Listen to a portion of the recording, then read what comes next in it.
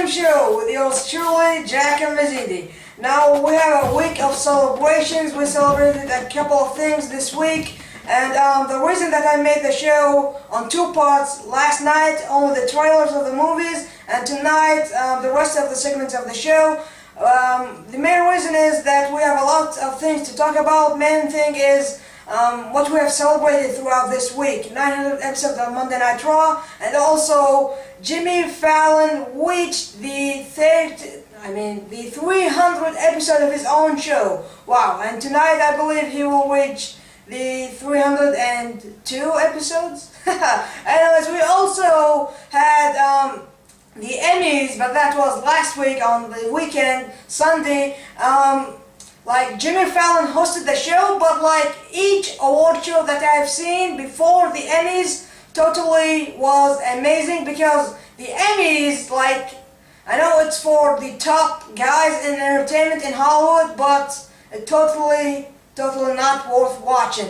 For 3 hours I've sitting and watching the show, and nothing was totally entertaining, because the beginning of the show was great, Glee and Fallon and stuff like that with Tina Fey, but the whole show was boring, but I don't know, just not like MTV Movie Awards and even Nickelodeon's awards, yeah. Wow. So let's just move on, but the main thing I'm here to talk about is the Emmys totally not for teens, because that's really the reason why we haven't seen teen actors there, or even young guys in their 20s, because, I don't know, the movie, well, again, sucks. No, the award show sucked, because, yeah. Anyways, let's move on. As I have said, Jimmy Fallon reached episode 300, as Monday Night Raw reached episode 900, but Jimmy Fallon actually said to John Cena, we do it each and every day, which means 5 days per week, and Cena does it each Monday. That's why how Jimmy Fallon caught up with the Monday Night Raw, because he started in 2009, but he did it 5 days a week, which the difference is now that huge, and Jimmy Fallon can catch up with Monday Night Raw if he does it and continues to about 2 or 4 years. I believe he will, like, most likely reach Monday Night Raw, I guess, but I don't know. Let's go on. From Jimmy Fallon, we have seen John Cena as a host, as a guest in his late night show.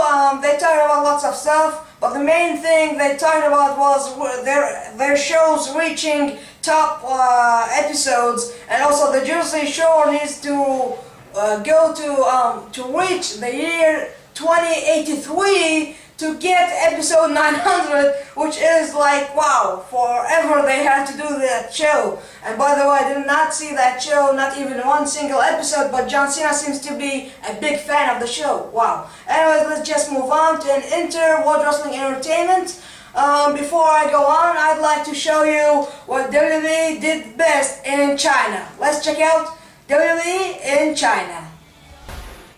Wow, what these guys have done in China, they totally entertained Chinese guys, Jackie Chan's lookalikes. That's offensive. Anyways, so moving on from the 300th episode of Jimmy Fallon to the 900th episode of Monday Night Raw, which was pretty not amazing as we had expected. Like, I remember when we had the 800th episode, it was actually amazing. We had the 15 years anniversary, it was tremendous.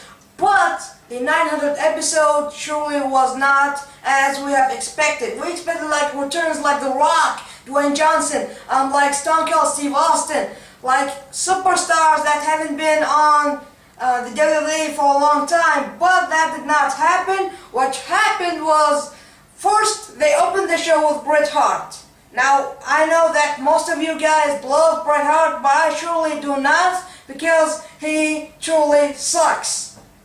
I say that a lot because he is indeed not as good as you make him look like, and not only he opens the show, then then Kane comes out, and then Undertaker, and then the anonymous general manager, which we thought will be announced and did not happen. And he said that tonight we will see Bret Hart versus the Undertaker. I mean, wow, is that a huge match? Watching two old guys in their 50s or 60s facing off, is that really a huge match? Really?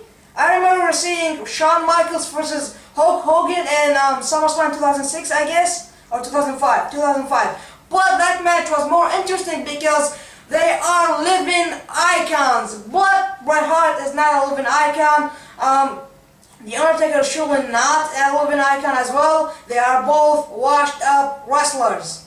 Alright, that's a huge thing I've just said. You might just hate me for that. Anyways, let's just move on. From that match, and when it happened, Nexus vowed that they will do something that will make history as for the 900th episode. And they might have done that. Let's check out this clip that will demonstrate. Welcome back to the Extreme Show, and now we're entering the Extreme Style, which is a new thing, and let's go on. Now, we have just checked out on the first part of the show, at the ending of the first part, that is, you've just saw how Nexus made history on Monday Night Raw, as Wade Barrett likes to call it, but to me, it's not history, it is the opposite of history. Undertaker got overpowered by Nexus.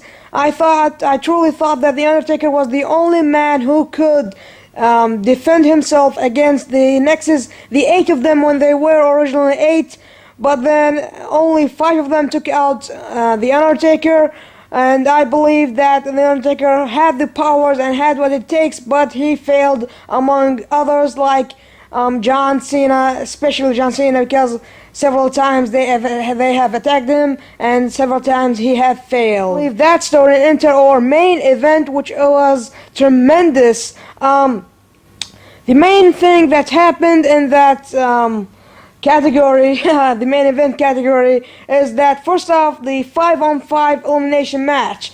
Why did I say first off? Because there is 2 parts of the main event. Yes, there is. The 5 team that you should be supporting in that match is Sheamus, John Cena, Edge, Chris Jericho, and who was the 5th member? Oh wait, it's Randy Orton, the Viper, which sucks totally. Anyways, they were facing off with the other 5 guys, and the remaining Nexus members, which were Wade Barrett, and the other 4 guys, which seems I do not have their names on my mind right now. Shoulder problems since 2005 by a tombstone, and because of the Undertaker and WrestleMania started off in 2005, and it went and go on and go on and go on. And the list, of course, goes on. Anyways, I screwed that up. Since Orton was half injured, they only made him participate in the ending of the match. And not only that, we do not know what will truly happen to Randy Orton, as he is half injured. What will happen to him for Night of Champions? Will we see appropriate replacement like Daniel Bryan, so he can skip the whole United States Championship storyline with The Miz? Now that's crazy. But anyways, as I've said, there are a few issues with Randy Orton which are making him not participating on a regular basis. Now let's move on to NXT, which was the season finale of last week, oh my god, a couple of days ago, last Tuesday, 3 days ago that is. First off, let's not go straight to the winner of NXT. Now we have seen and learned who are our next, or what is the next subject of NXT season 3. First off, I believe before they announced the idea, I thought, could it be 100% for the universe, as the season 2 was 50% for us for voting? Could it be 100%? But then I thought it was stupid, and then I said, why not an old diva? And it happened. As you are watching the photos of the divas, but one of them got fired by Vicky Guerrero. Vicky Guerrero's rookie, she fired her over an argument. I don't know why. She's 6 foot something, and I do not know her name, but you're seeing her photo, I believe. So she just fired her ass. Now, why the F did she do that? But what I think that WWE.com is trying to hint and stuff like that, as they usually do that, they said Vicky Guerrero will announce and reveal her rookie. And I believe when next Tuesday happens live on Sci-Fi, when the season 3 premieres, I believe that Vicky Guerrero will reveal herself as the rookie, and indeed she will win and become a diva. Is that real? Like, I have lots of predictions that went down to the toilet, but I don't know. I have a good feeling about this, and I believe that this will truly happen. But I'm not sure that she will win, but I'm sure that she will be the next rookie and the replacement of the one that she fired already. Now, to talk about the whole NXT Season 2, here is the video that will demonstrate what went down, especially on 3 days ago, the last day of Season 2 and the last episode of Season 2, which was episode 13. And, well, let's check it out, and we'll be right back, and not on Extreme Style mode, which will be a regular mode. Alright, let's check it out, and we'll be right back. NXT, which did not shock all of you, but shocked me, was Kaval, the ninja. Michael McGillicuddy totally got screwed because he got talent, and I hate to see his talent to go to a waste. But are we actually seeing Nexus 2.0? Like, they just gathered up like a pack of wolves and attacking the pros. Well, firstly Kaval, then the pros got into the ring, and they also got attacked. But the ones that were standing tall were actually the Nexus 2.0. But are they really Nexus 2.0? Will Michael McGillicuddy be the next Wade Barrett? Am I liking a turn heel? Is that a big turn heel by the whole NXT pack? Wow, let's just move on. Well, let's just think about when NXT Season 3 ends and the Divas get like Nexus. Wow, just wow. Anyways, we have just seen Friday Night SmackDown in about an hour or two. I don't know when you're watching this.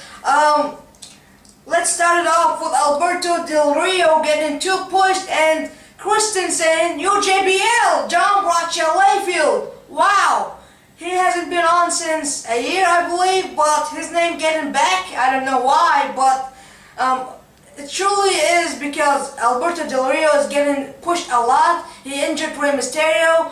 He attacked Evan Bourne last Monday on the 900th episode of Monday Night Raw. I don't know what's wrong with Alberto Del Rio. I thought that he will not be a bad guy, but he turned out to be like that. And he just another chicken like Jack Swagger. Well, anyways, also Jack Swagger is a chicken. One more time, at Friday Night SmackDown a few hours ago, he left his father in the ring again. Kane firstly tombstoned him, and then Jack Swagger just like that. Alright, you tombstoned him, what, alright, so what? And now MVP with the playmaker, it's okay with him? What the F? Oh my god. Let's just leave chickens alone and go to a guy who's truly not a chicken, but the WWE is making him a chicken. Matt Hardy, the brother of Jeff Hardy, but we should not call him that because the whole problem last year was about, "You're calling me the brother of Jeff Hardy."